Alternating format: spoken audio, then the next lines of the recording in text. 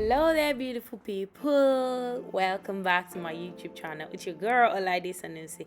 As you can see, this is episode 3 of What's Cooking in Laide's Kitchen. Now, in this video, we're going to be making egusi with some nice spinach. So first of all, we're going to be boiling our meat. So I've washed the assorted meat. There's some chicken, there's some beef, there's some shaki, and yeah, I'm putting a spoon of jumbo, and I'm going to be adding 1 big Maggi chicken and 3 Maggi stars. There's 4 in my hands, but I put 3. So yeah. And in this video, you're going to be seeing step by step of how I make my egusi with some nice spinach. Yeah. And after adding the Maggi cubes, I'm going to be adding salt and some onions. Yeah, that's actually literally the only things I put into my sorry about that.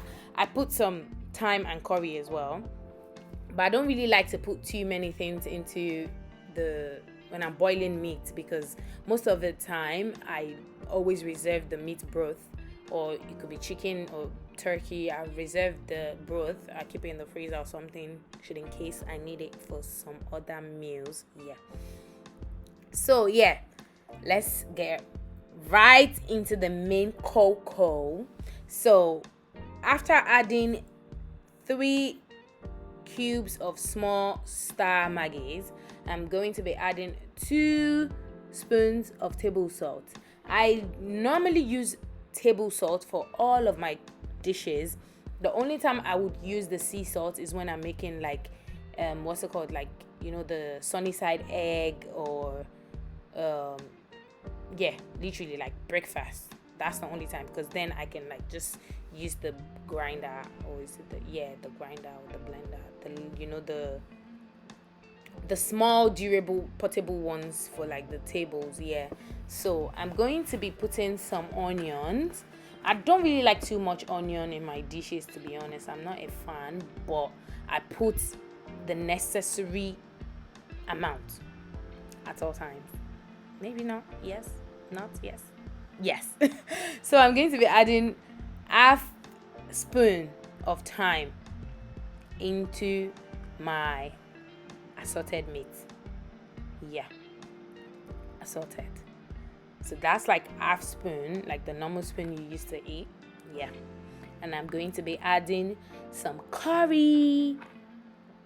There is a teaspoon already in the curry. So I'm going to be adding a teaspoon of curry. And yeah, our meat is ready to be boiled. Yup. So I'm going to add some water just to fill around the length or the height of the meat, just around where the meat is really. So yeah, these are the ingredients for the egusi. I'm going to be using some salt, some Maggis, some jumbo, and here is my boiled assorted meat. I already had some some cow leg that I already boiled, and I had them in the freezer, so I'm going to be adding that. And also I have some fresh prawns that has been washed and degutted. I have some palm oil. I would not recommend a specific brand of palm oil. I just buy anyone I see, for real, but most of the time I get this one because that's the one that's sold near me. And I have some bell peppers and some 2 paprika pepper and half onion. I have some atagbigbe called dry pepper. I have some crayfish, and this is my egusi, blended egusi. Yeah, I have some blended prawns as well, just right beside the blended crayfish, and I have some vegetable. As you can see, that vegetable is spinach, by the way. I also have some the meat broth that have been reserved. So here we go, we're going ahead to blend the pepper. I had my dry pepper into the other bell peppers and the paprika. Meanwhile, this bell pepper, I already soaked it in hot water, so it's much more soft, and it won't leave like the remnant of the seeds in the cooking, in the pepper. Yeah, so I'm going to go ahead and blend the peppers, and yeah, almost ready to get right into the egusi. This egusi is going to be bad. It's going to be banging. And guys, I miss you all. Yeah, so I'm going to be adding some palm oil into a clean dry pot that has been is already preheated, because I already turned on my cooker like a couple of minutes before. So I'm not going to like bleach the oil completely. I'm just going to let it warm up a little bit. While that is warming up, I'm going to be adding some lukewarm water into my egusi so that I can make a paste of it, because that's what I need. This egusi technique, I call it the frying technique, because you're technically frying your egusi, really. Yeah, so I would usually just add some lukewarm water and then make a paste out of it. It shouldn't be too light or too thick, really. Just make it in like a pasty way, and then I start to portion it with my spoon. I normally use my tablespoon or my teaspoon or the normal spoon to portion it into the hot oil, into the hot palm oil, sorry. So yeah, after I'm just going to portion it and just let the palm oil, let it start to fry the egusi. While I'm portioning it, obviously some part of the egusi have started to like fry. I just like scoop it bit by bit and just let it fry for just as long as I'm obviously portioning it. And after that, I'm going to like just let it fry for another 2 minutes. Just let it settle, and I'm not going to completely like break it, so I'm just gonna pour in my pepper, my blended pepper straight away, and then I just stir it for a bit. I'm not completely breaking the egusi, because the point of this is to have the egusi in bits, not like in proper like moistured way. It's in like in bits. So I'm just going to pour in my blended pepper, stir it for a bit, and let it cook, like let it settle for like another 5 to 10 minutes. So yeah, meanwhile, like you don't need to like I'm going to close the pot anyway, but you don't need to leave it completely, because you need to check up on it like often, like frequently, and then stir it just to make sure it's not burning. And yeah, you need to like, don't bother leaving the kitchen, because this just takes literally a couple of minutes to make, as long as you have like your ingredient ready for you. So yeah, as you can see that the palm oil has started to resurface on the top of the egusi. That is to tell you that it is almost halfway cooked. I'm gonna put in my blended crayfish to start giving it some nice aroma. Yeah, I'm gonna stir it for a bit and then put in my broth, the broth that I set aside from boiling the assorted meat. Meanwhile, I would normally sieve the broth before using it for anything, so that the remnants of the meat and all of that is not like getting into the whatever it is that I'm using the broth to make. So I already sieved it and set it aside in a plate. As you can see that the egusi is sizzling, sizzle from side to side, from hand to hand. Yeah, that's what we really need. If you can smell this right now, guys, you will smell that it smells fantastic even before you taste it, Yeah, but the next thing I'm going to be doing is to pour in my broth, right? Just like after a couple of minutes, when the egusi have infused the crayfish. So yeah, after I put in the broth, I'm going to stir a little bit just to make sure that the broth is properly into everything. And meanwhile, because my prawns are not boiled yet, I literally have to like let it cook from scratch, because I'm using like the fresh prawns. So normally after stirring this, I'm just gonna throw in my prawns. That way it can boil and catch up with like the other stuffs that have already been cooked. Yeah, so as you can see, I put in my prawn. The prawn has been washed and degutted, guys. Don't ever cook your prawns without the gut in it, especially when you're cooking it, you're putting it in like soup or something. And yeah, I have some stockfish. It's called okporoko in Igbo language. Stockfish, I love them, and I love the smell. Like, it has this rich smell that it gives to food. I already boiled that for about 2 hours, so it's like properly soft and ready to eat. Really, I'm just going to be throwing that right into my egusi soup. So yeah, and I'm just gonna let them boil together like to perfection. Basically, like, I need them to infuse each other and just, let it sit and let it cook. While this is cooking, I need to get back to my spinach, because it's not been, I haven't cleaned it yet before I started cooking. So yeah, I'm just going to cover the pot and let this cook while I go chop my spinach. So with this spinach, I'm just going to cut off like the thick branches like at the bottom of the leaves and throw that away, because normally you're not supposed to eat that, are you? Because that's the root of the spinach. And yeah, what I really need is the spinach leaf, basically. So that's why I'm chopping off that end, because it's not useful. Yeah, so I'm gonna throw that away, and I'm going to chop up my spinach nicely. I love chopping my spinach into small bits. For some weird reasons, I feel like when I'm adding spinach into another meal, I feel like it's not supposed to just take over the whole meal, because that's not the essence. The essence is to give it another, taste, and to give it a nice look. It's not supposed to come and take the whole floor. It's the egusi that owns the floor. Why is the vegetable taking the whole credits? Do you understand? I know you catch my drift. So I will chop it up small bits and nice bits.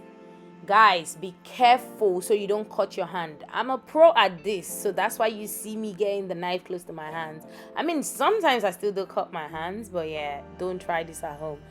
Make sure you are putting the knife where you can visibly see it if you're not used to the kitchen. I know my way around the kitchen a lot. As you guys know, this is Laide's kitchen, so yeah, I'm used to this. So I would normally just chop it and give it like a nice dice anyway.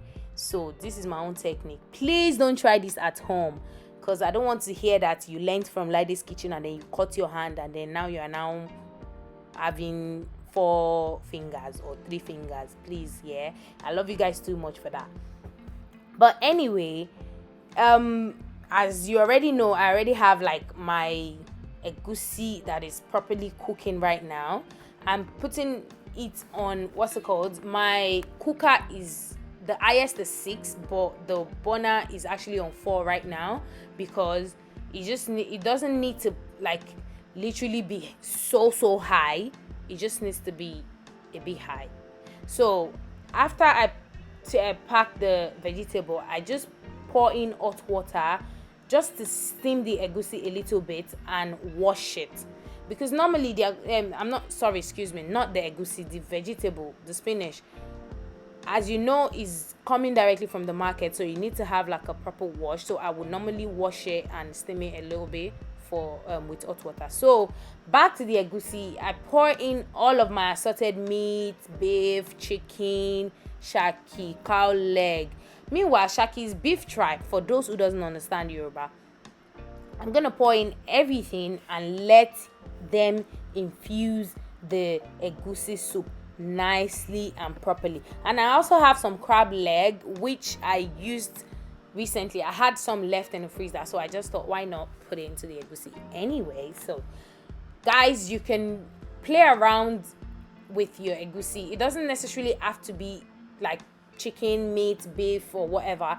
You can play around. You can add fish, you can add anything of your choice. For real, you can add whatever it is that you eat on a normal like day. So yeah, It doesn't have to be exactly what I choose, but if you want to choose what I choose, why not? Free world, isn't it?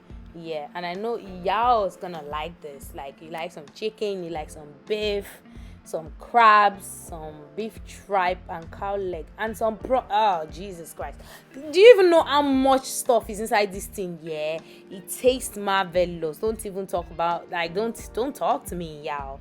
But anyway, just let this cook and let them like rub off each other. The egusi is entering the beef is steaming the meat is steaming the crab, just to properly cook. And yeah, there is no like salt in one corner and meat in one corner. I'm just going to be adding a little bit of more salt because, as you can see, I didn't add any seasoning from the beginning of this egusi apart from the meat broth, because the meat broth tasted nice and I felt like it was actually enough, instead of adding too many salt or Maggi from the beginning and then obviously everything is tasting weird.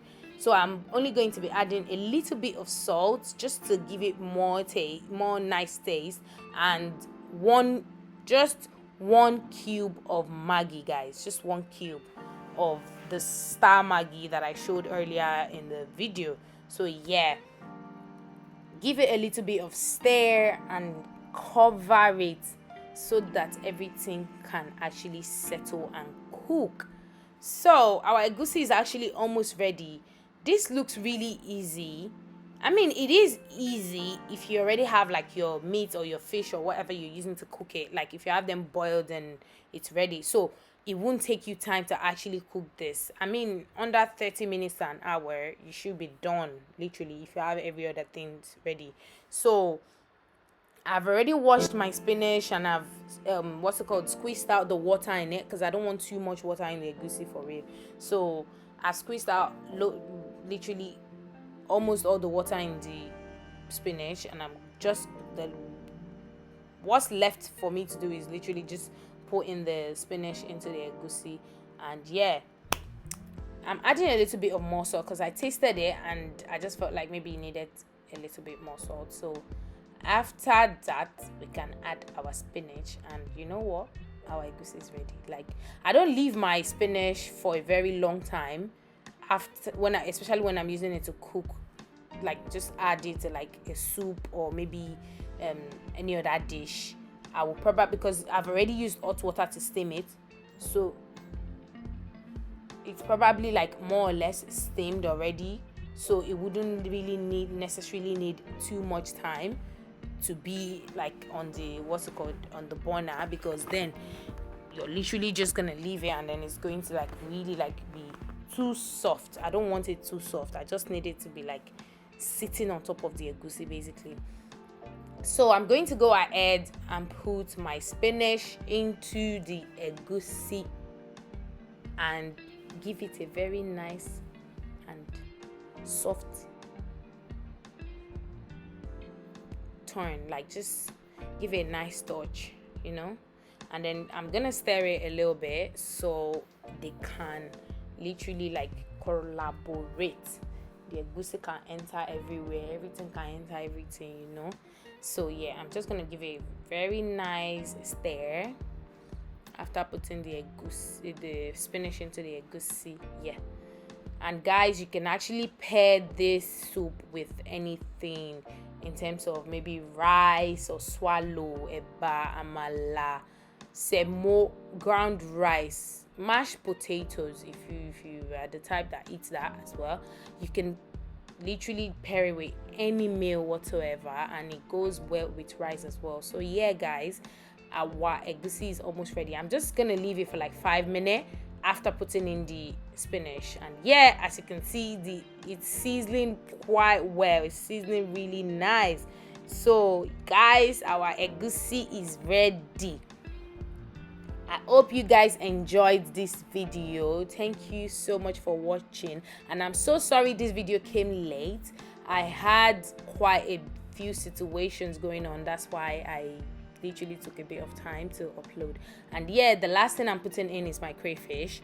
So since every other thing is in there, the crayfish can actually just go in last, because yeah, that's how I like to do my thing. So guys, thank you guys so much. I really appreciate. Don't forget to click the like button, subscribe, and leave a comment down below if you do have anything to say to me, and I will catch you in my next video of what's cooking in Laide's kitchen. See you guys later. Bye. Love you.